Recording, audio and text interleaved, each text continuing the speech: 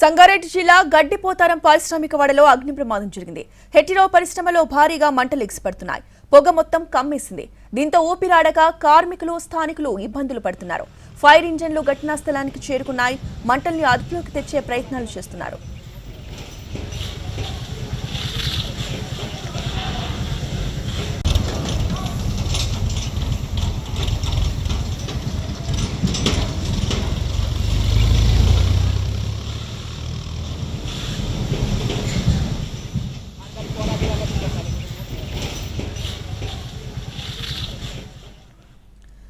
సంగారెడ్డి జిల్లా గడ్డిపోతారం పారిశ్రామిక వాడలో అగ్ని ప్రమాదం జరిగింది. హెటిరో పరిశ్రమలో భారీగా మంటలు ఎగిసిపడుతున్నాయి. పొగ మొత్తం కమ్మేసింది. దీంతో ఊపిరాడక కార్మికులు, స్థానికులు ఇబ్బందులు పడుతున్నారు. ఫైర్ ఇంజన్లు ఘటనా స్థలానికి చేరుకున్నాయి. మంటల్ని అదుపులోకి తెచ్చే ప్రయత్నాలు చేస్తున్నారు.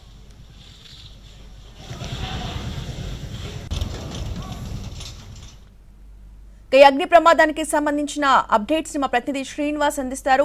శ్రీనివాస్, ఈ అగ్ని ప్రమాదంలో ఎవరైనా చిక్కుకున్నారా? ఎలా ఉంది అక్కడ సిచ్యువేషన్?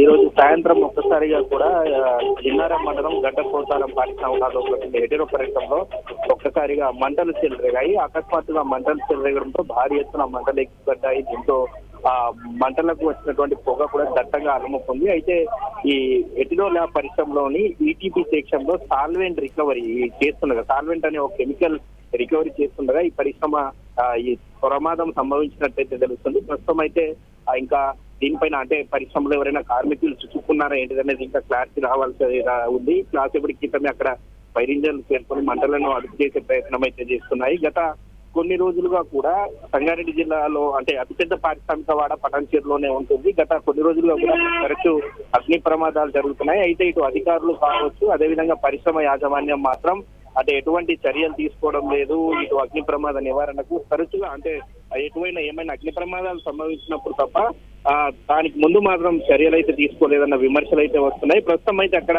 ఒక 4 ఫైర్ ఇంజన్లు అయితే చేరుకొని మంటలను అదుపు తెచ్చే ప్రయత్నం అయితే చేస్తున్నాయి. అయితే కార్మికులు ఎవరైనా చిక్కుకున్నారా లేదా అన్నది మాత్రం మనకి క్లారిటీ రావాల్సి ఉంది. Right, thank you Srinivas.